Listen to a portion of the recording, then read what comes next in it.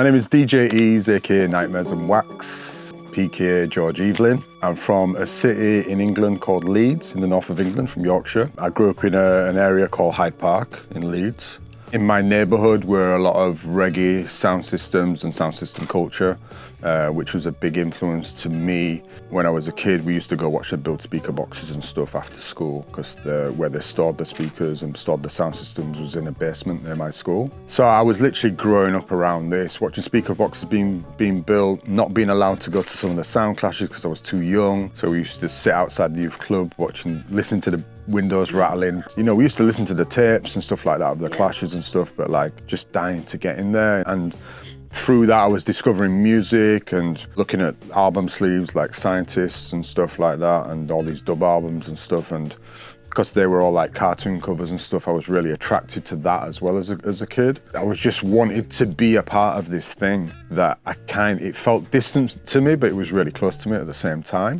So the only time we would get to experience the actual sound systems would be on Carnival Day, that would be our closest insight to it, apart from them practicing maybe their setup and us being there and stuff like that. It wasn't until like years later I realised that this was my kind of like doorway into really music and culture in a way where it was something that belonged to us. And our heroes of our neighbourhood were these characters that either were MCs in the sound system or the selectors in the sound systems. Those were our local heroes and stuff. So, and wanting to be them, and also following the music that was coming out of Jamaica and stuff like that, following these artists and stuff like, and kind of excitement around it. And then I'd go to my friend's house and hear these records being played and stuff like that, and I just had a love for it. But there was music in my house as well from my dad. My dad had 2 gramophones and stuff like that.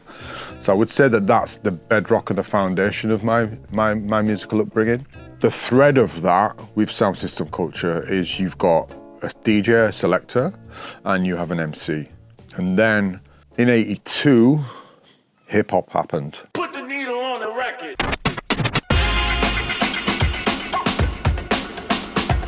The common thread was there already. I was hearing this music that would just sound like it came from another planet, you know, but I didn't know what it was. We couldn't really grab it. It was like being drip fed it.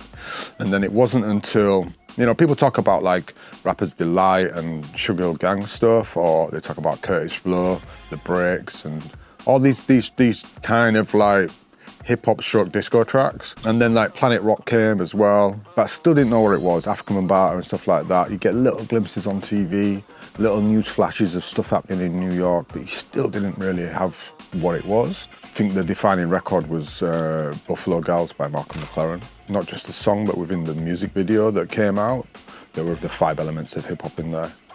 And that was it. That changed the game for me, because it was like, that guy's doing that on the turntable, then there's graffiti, and then there's rapping, there's breaking, it was just all this thing. And these are the things we'd been drip-fed before, but this was it then.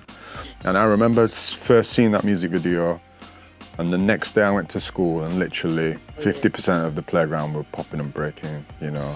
It was literally like that. It was like, I kind of like to use the connection of like, what happened when classical music was discovered? It was like somebody dropped like a stone in the water, and the ripple just went like this, you know, and it touched everybody. And that's what happened to me with hip hop and stuff. But what it also gave me was this thing of like, I could have a voice, I could express myself. Do you know what I mean? Even if I don't have anything. And being at that age, there was loads of things happening in the background. There was my mum and dad splitting up, my family kind of realistically falling apart. So, but I had hip hop. I had my crew. I was in breakdance competitions. Every week was a discovery. I fell out with my friends over a speaker box, and I was like at a bit of a loss. And my sister was going out with this guy from this city called Bradford next to Leeds, whose cousin was a breakdancer, and heard that I was a breakdancer. And my sister was like, maybe you should meet this guy. And that's when I met this guy called Kevin Harper, who ended up being my partner in Nightmares and Wax. And he was the first person I seen scratch in front of my eyes on his mum's hi-fi. And I was like, you gotta show me how to do that. You know what I mean? That speaker box changed my life. Do you know what I mean? Because I would never have met these people. And then I became part of a breakdance crew called Solar City Rockers. We ended up competing, winning competitions. We had a mad scenario where we were offered to go on tour with a Russian circus. It was interesting going through that journey and being in a competitive mindset which hip hop gave you, not in a negative way. You know, it definitely is a lot of ego, but in a beautiful way. The bravado was beautiful in a way that anything was possible. Out of that, obviously hip hop is manipulating anything and anything, right? And with that, we were doing this with records, we were pause taping, which now I look back at and I'm like, shit, we were sampling. I didn't realize we would like get a few seconds of a record, press pause on the cassette, get the next record, line that up, record that, oh, that didn't work, and get the next one, line it up, and then, you know what I mean, we mega mixes on these cassettes. You were sampling. I was doing that at 14 years old. Do you know what I mean? It's like I didn't know. All I knew was about manipulating things and getting excited about all these sounds and stuff. And out of doing that, we wanted to make a record. And as a breakdance crew, because like there was the Rocksteady crew that came out of a record. We as a crew recorded a record in some guy's studio that came through a manager we had at the time. And then we never really knew what happened with that record. Then we found out the studio tried to sell it to a record company behind our backs. And this is like 15 years old, do you know what I mean? Like crazy stuff. And then out of that, we set up a DJ crew called Unit 3, but there were 4 of us. And then I kind of I was kind of on the cusp of that, wasn't really in that, but Kevin was in that. In between that time, I'd left home, well, my mum and dad split up, I'd left home, I ended up in a hostel. Well, my friend Tino said to me, I know a guy's got 2 turntables. I'm like, you need to introduce me to that guy. He had twin cassette deck, he had reel to reel. And I'm like, yo, you got to introduce me to this guy, right? His name was John Halnon. He was quite a few years older than me. He was a landscape gardener, this dude. He introduced me to him, and his record collection was like gothic music, film scores. He had like new wave, he had hip hop, he was a really bizarre collection of music. And then I'd already been collecting records since I was 10, so I had my record influences, my disco. I had like, obviously hip hop, you know what I mean, and the more soulful side of stuff. And we started doing these mega mixes together, which we called them mega mixes back then. We made a mix one day that was like, had Humphrey Bogart on there and Lauren Hardy and all this old mad like sort of film score stuff on there. John said to me, it sounds like a fucking nightmare. And I said, yeah, on wax, like that. And we were like, we could call ourselves that. And then it was like, and he said, I think it sounds a bit negative though. And I was, yeah, but it could be to turn out your wildest dreams on vinyl. And that's where the name Nightmares on Wax came about. And at that time, I was 16 when that happened. And that's early, that's 86, right? And then we did like a DJ performance at this like Lord Mayor's Parade thing, and this guy kind of attacked John and it was a bit of I don't even know why that happened, but it got a bit violent. This guy attacked him, police got involved, it knocked his confidence, he didn't really want to DJ anymore. And he kind of left. And it was weird, he kind of was in my life for about 2 years and then just disappeared. And then at the time, Kevin was struggling at home back in Bradford, and I was like, yo, I can get you into this hostel that I'm living in. And I was like, why don't we be Nightmares on Wax? Do you know what I'm saying? And we started organising, this hostel was called Leeds Young Persons Housing Trust.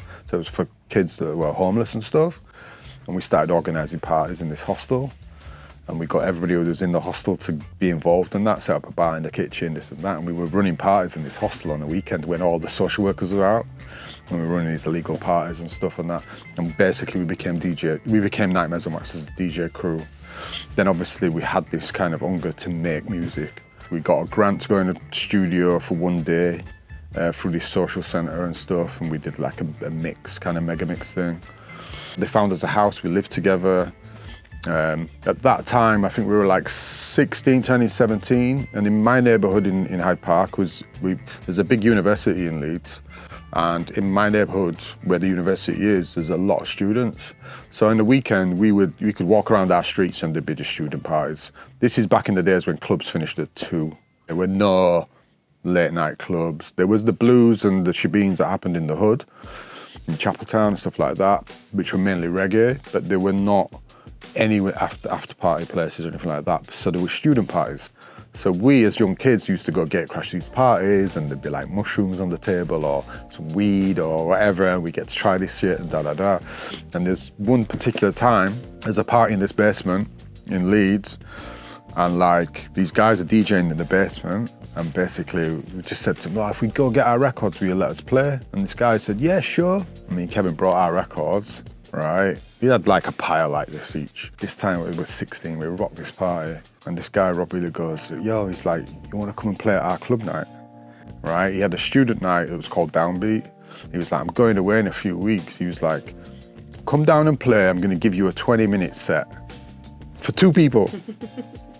If you do all right there, I'm going to let you cover for me in a couple of weeks' time." We're underage.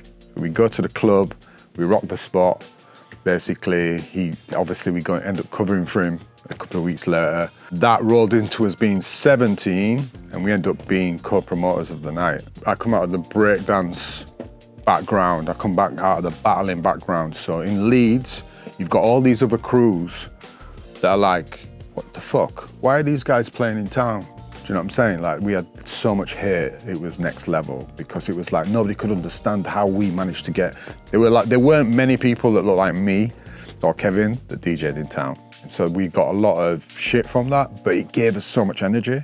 Who the fuck are these kids, basically? Do you know what I mean? Like, so we had the opportunity. I begged my mum again to let me buy this 4-track cassette machine so that we could at least record some stuff. Do you know what I mean? Kevin was an amazing beatboxer.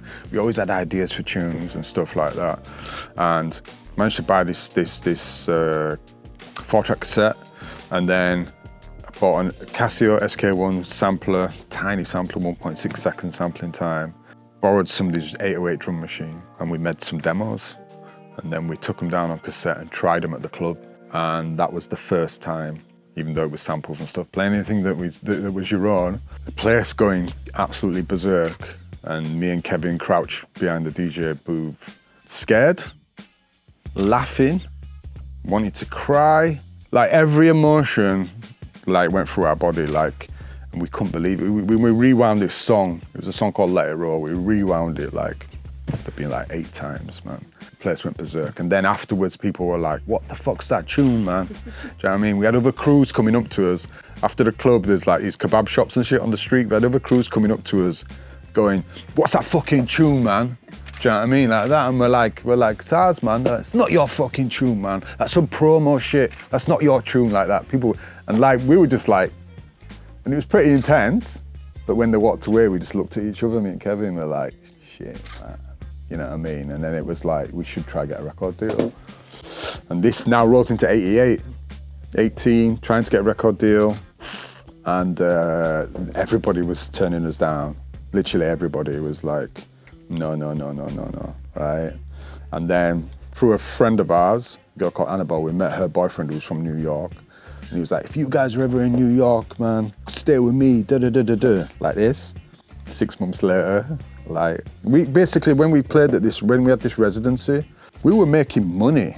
We were like 18, living in a hostel, right?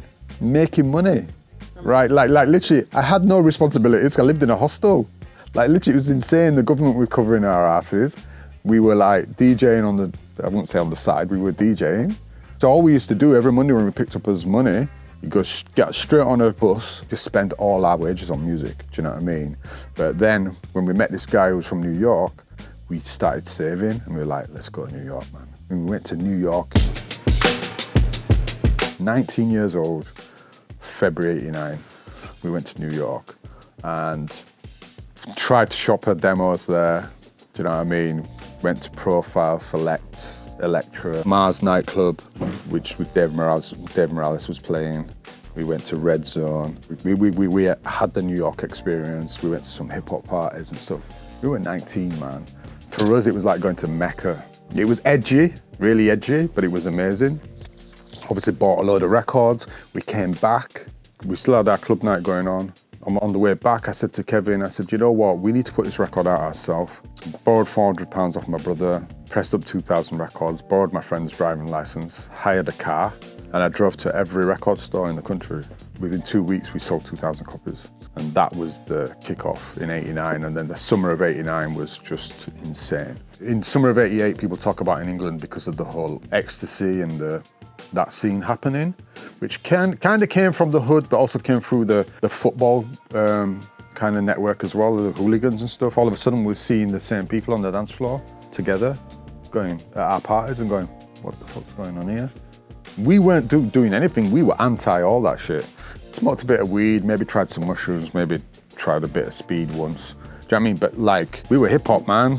Even though we were playing house and everything and all this, but how we were brought up, we were already scared of anything else because hip hop had taught us that. The summer of '89 is one of the most important summers ever because we were shopping this record.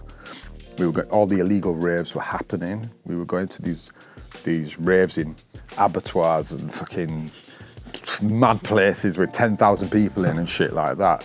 Meeting at a petrol station in convoys and all this sort of stuff and that.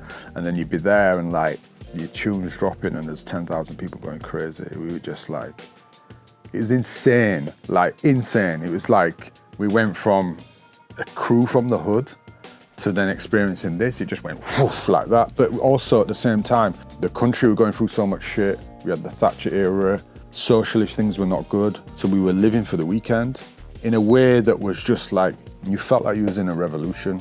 You were part of a revolution. And you were consciously. All that coupled with the music, we were experiencing something that like people say to me, oh, when you think about your career or when you think about being in the industry, never.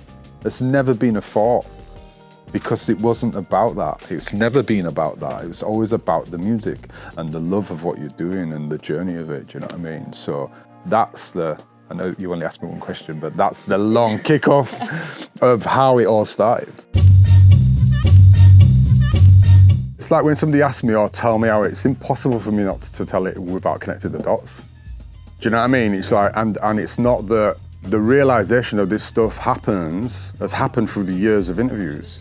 Bit by bit, things have been downloaded back to me and memories have come back, and then I start to like, and also as you get older, you start to reflect on the path and the journey, and then you go, shit, all right, okay, because I spent most of the time just going forward, creating, making, not spent the time to reflect. Do you know what I'm saying? And now I've had that time and you start connecting the dots and other people or somebody asks you a question and it's like, bam, another memory comes or something else and you're like, fuck. Even like my daughter, right? She's got her crew, right? She DJs and her friends are producers and this, that and the other, and everything that they're digging for and stuff like that is everything I was brought up on everything I was brought up in the club scene. Like all the early 90s shit, it's like they're all thirsty and hungry for that. And I'm watching them dig stuff and they're playing tunes and I'm like, yeah, I know this, I know that. You know what I mean? But it's amazing watching them and then they're bringing the stories out in me. Also like the gratitude is coming in the fact that I do remember being in a convoy, right? In the back of my friend's car, a guy called DJ E.A.S.E, on the way to this illegal rave in Blackburn. There's 3 police cars in the motorway trying to stop the convoy. The motorway's just full of cars and we're going there, right? And there's like a slip road and we all go up this slip road and come up to the top of this roundabout and we can see the industrial estate, you can see the lights, the party's there and the police are trying to stop you from getting there. And everybody's ignoring them, like going past them, this, that and the other. And I remember being out of the back window of this car, right? Tripping. Right? Just going, this is what it must have been like in the 60s. Do you know what I mean? Like, I literally remember being in that moment and thinking, we are a movement. Do you know what I'm saying? We're changing shit. I remember, and that was like 19. Do you know what I mean? And I remember having that feeling, like, and then like, when I've had these conversations with my daughter and stuff like that, these memories have come back and I'm like, wow, that wave there was a wave that swept us and it affected us all in a different way, do you know what I mean? And some of us, without knowing, rode that wave in a way and that wave gave us so much, do you know what I mean? Some of us drowned as well. That's why I see it as obviously music played a big part in it, but like the collective consciousness in that shifted in a way where like I'm seeing people together on the dance floor that prior to that shouldn't even be on the dance floor together. Like maybe if we weren't going through a recession, maybe if they weren't Thatcher, maybe if things were sweet, maybe that none of that would have worked. The whole package of everything, the struggle, people feeling lost, but then feeling found for a night or a weekend or whatever. There's a world outside of your community. And now you're meeting people from other cities that you're now becoming friends with, or they're still my friends now.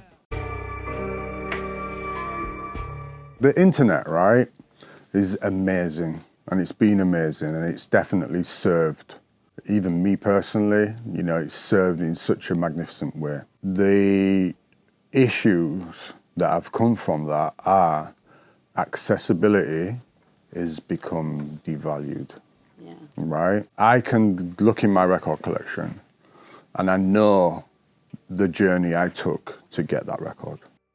That journey didn't mean anything to me when I was doing it because it was about the music. Do you know what I mean? You know? But even a sample, you know what I mean? I can look at one of my songs and pick a sample out and I know where I got that record from.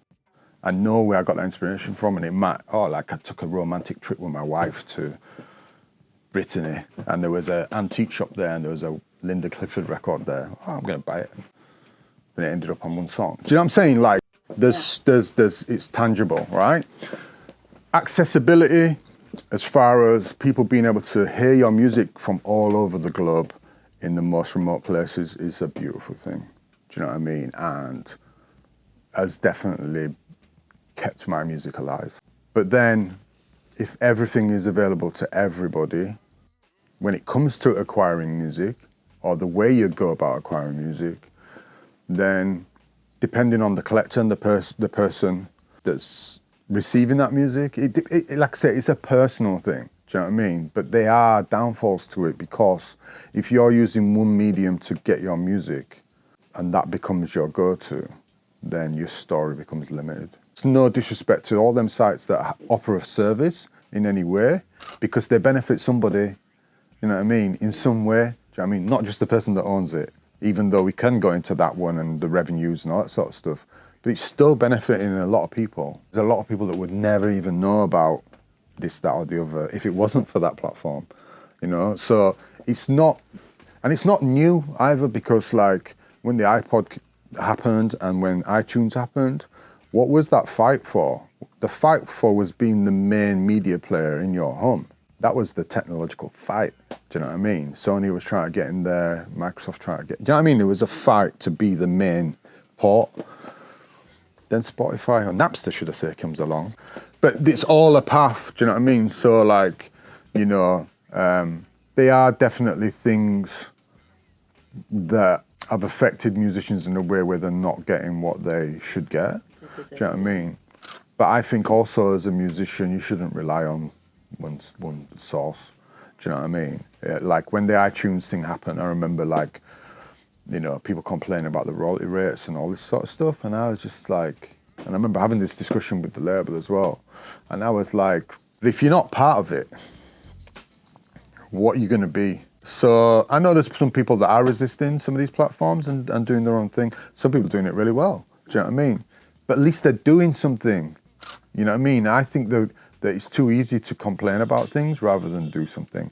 It's like if I put that same analogy down to the scene.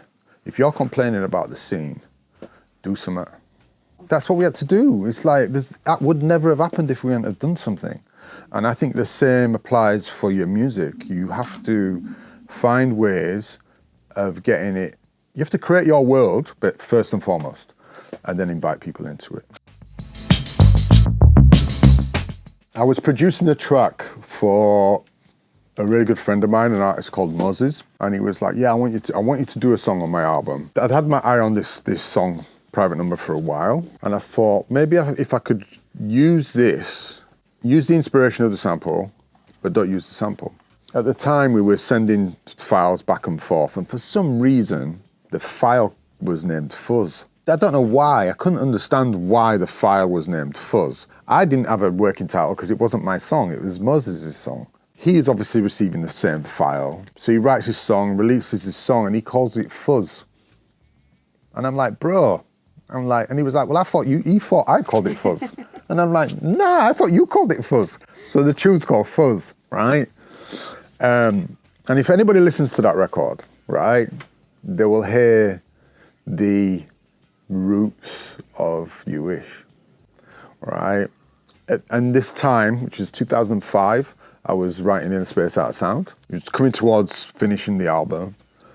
And I was like, I need something to link within the album. I need a little journey. And I thought, right, you know what, actually the private number sample would be cool. But if I got Robin, Taylor Firth, my keyboardist at the time, if I got him to do like a freestyle improvisation over it with the keyboards and stuff, and I just picked out the melody of the sample within the improvisation, you know. So I said to Robin, yeah, so if you can play over this section, but if you can keep coming back to the refrain on there, you know, like that comes back with the guitar, if you can keep coming back to that, and then I can chop it up later and just making a thing out of it. It's like, okay, so he jammed a little bit in, took a few takes, and that was it, left me to it.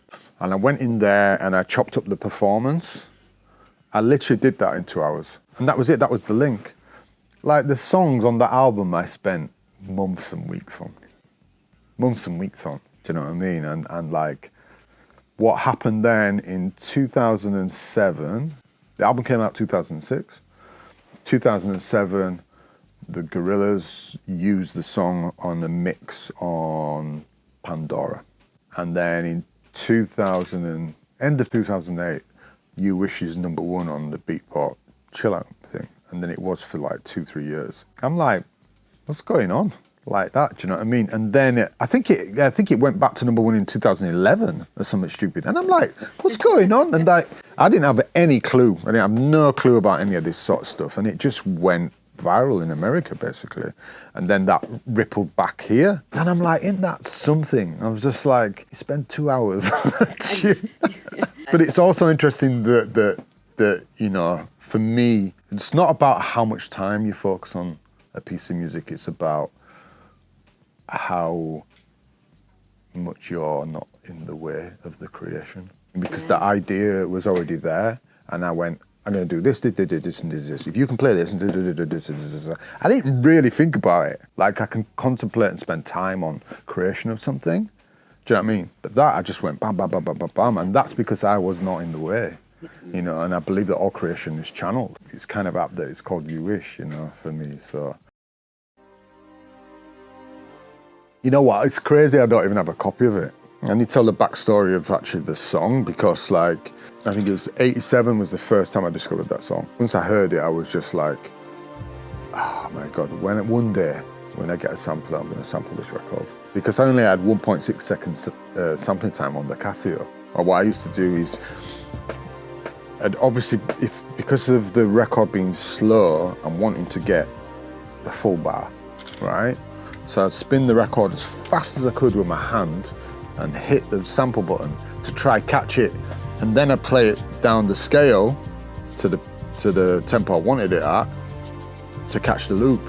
I couldn't do it with that record. Didn't matter how fast I spun it, I could not do it. I couldn't catch it in that 1.6 seconds. So it was up on my shelf, and it was always up on my shelf for like, I think that was 87. I got a sampler, I got an AKS 950 sampler, which gave me lots of sampling time, minutes basically. In the midst of 89 of selling our record and doing the whole journey of going around the record stores and stuff, I met a guy called Steve Beckett who worked in a record store called Fon Records. And he said to me that he'd heard that tune, he was thinking about setting up a label. He took my number. That was in July, 89.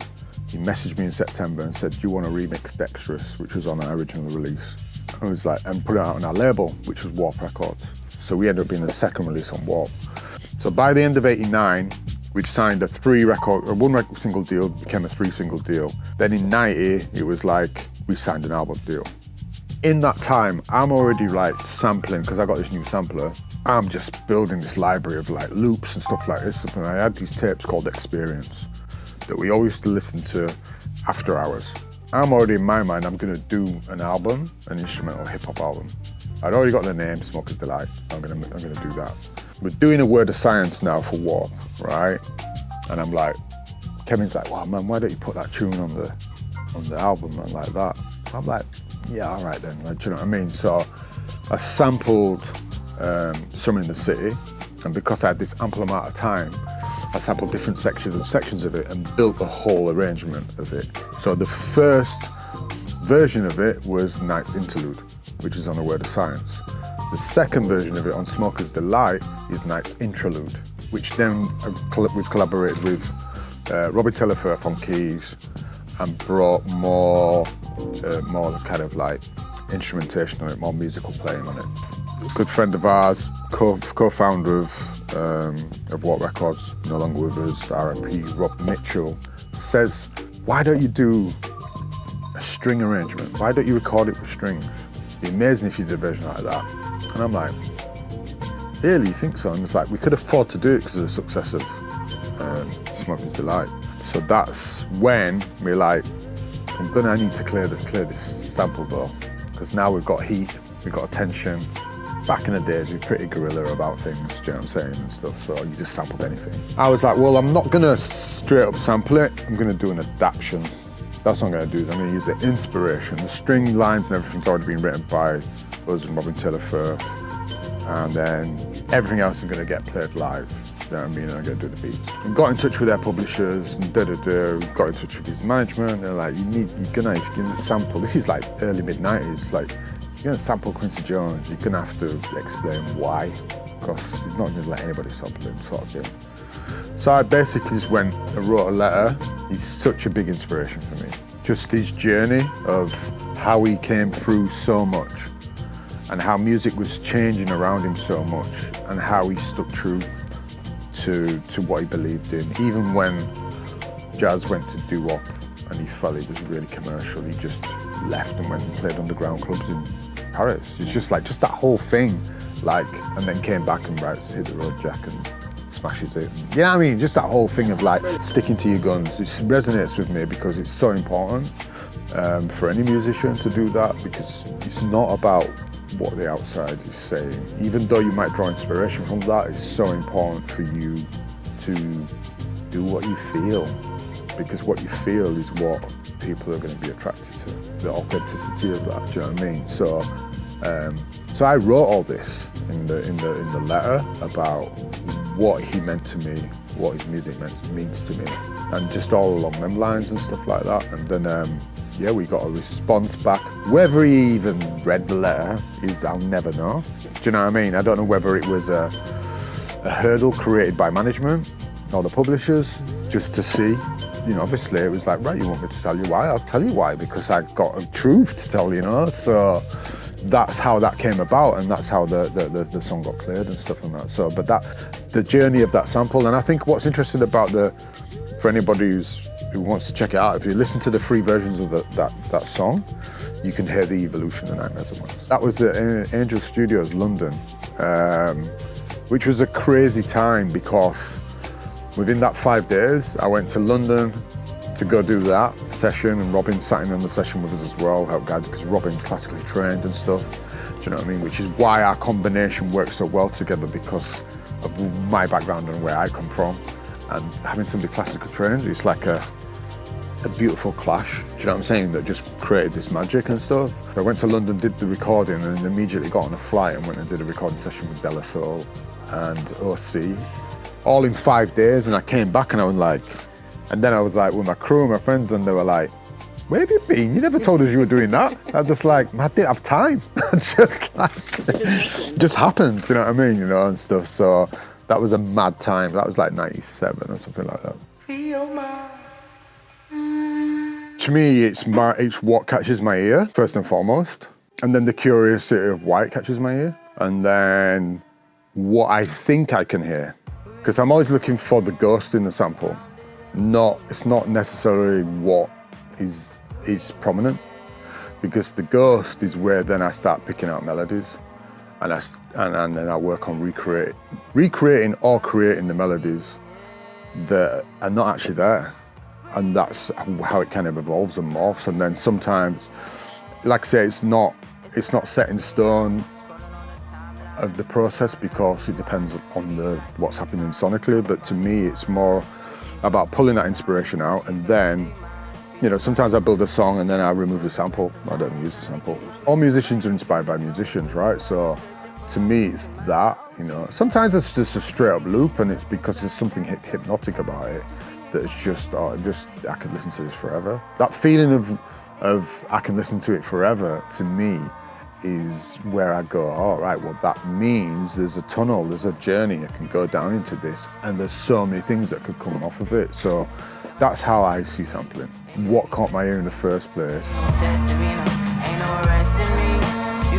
It's different each time. I don't DJ at home. Unless I've got to do a pre-recorded thing, it's just not really what I do. You know, I spend time with music and listen to it. I'm very much into visualizing stuff, but then sometimes I can visualize stuff, prepare for a gig, and then turn up and play something completely different. I'm very much a vibes person, so I very much pick up on like where I am in the moment and what I'm feeling and stuff like that. You know, like sometimes I turn up and I'm just like, oh, I can go there, I can go there, I can go there. I'm kind of like, do you know what I mean? It's just like more like a feeling thing, or just try a load of new shit. Do you know what I mean? And just do that as well. But I've always got resources I can pull on. Do you know what I mean? So for me, you know, I kind of look at things in threes when it comes to DJing. I know 3 things that go together in any situation. So I can pull from there. There can be old, new, this, that, and I can put it anywhere. And that way, it just gives me more freedom rather than these are the 2 hours, this is what I'm playing. For me, DJing and keeping the excitement going is about going somewhere new each time, do you know what I mean? But always having somewhere to reference if I need to. I think really my upbringing and the music that I've collected. I think somebody once coined it as being bottled sunshine or something like that. And I think that's quite funny because the music that they were referencing at the time was music from Smoker's Delight and Car Boot, I think, and stuff. And then when I look back at where I made that music and where I was in my life and stuff and that, there were some dark times. Do you know what I mean? You know, so it's kind of interesting, isn't it, how the soul responds to that. You know what I mean? There's obviously a yearning for something brighter and something warmer, you know? I mean, like when I made Smoker's Delight, the flat I lived in, I was upstairs, there was no heating. I literally had 2 jackets on with like a Cala gas heater and scarf on and shit like that, you know what I mean? Trying to keep warm and shit, you know what I mean? But there's like some of the sunniest music going on in there. But there's also something to be said about being too blissed out as well. Like, you know, if you're in the zone of making tough beats, but you're in like idyllic surroundings, it's quite hard to connect that. And I discovered that when I first moved to Ibiza. Like, you had this idea of thinking about like, oh, I'm gonna have a studio in the sun and da-da-da-da-da. And then you get there and I'm like, first of all, I can't be asked doing anything. Kids are in the pool. Oh, you make something and then you listen to it and you're like, man, this sounds fluffy. You're expressing something that's alien to most. I think the city plays a vital part in that. So it took me quite a few years to find the balance in that. And what I found really interesting was kind of, I'd take my demo, I always got my demos with me. So like, you know, I'd go back to Leeds or whatever and be sat in a car or walking the street and I'd listen to them. And within seconds, I could hear what was wrong. Within seconds. Couldn't hear that shit when I was back in this is when I first lived in my blissed setup. Do you know what I mean? I've changed how my setup is now and stuff like that. But like, yeah, the first house I lived in there, I had like these windows that looked out into this beautiful meadow. It was just like, I literally didn't get much done at all. Distracted by the beauty. You know what I mean? Putting like a hat on, smoking a blunt, just like, yeah, you know what I mean? It's so nice. I think I'm the last person to find out. That's what I've learned. Seriously, yeah. I mean that like genuinely, like I am the last person to find out where my music's gone. Okay. It's not until I get there and I go like, shit, okay. I don't take any of this shit for granted. It's amazing and it's beautiful to know that the music's landed on so many different ears and different continents. The blessing and the reason why I'm here right now talking to you is because of music. You know what I mean? It's just like, and I never ever have a moment where I'm not thinking about that. Even if I'm having a shower, man, I'm like, or if I'm looking out on my balcony, the only reason why you're here is because of music. Yeah. That's fucking amazing. I mean, when we look at like the analytics of like where your music is and where your listeners are, and you've got like people in Peru and shit like that, it's just like, what? But you know what, as well, I will say as well, like, in that beginning, when we first pressed them records, our ultimate aim was that another DJ would play it. That was the ultimate aim. Like, because I come from a background of, like, representing where you're from, representing your crew, do you know what I mean? And that was the ultimate respect, because if another DJ is playing your music, there's nothing greater than that.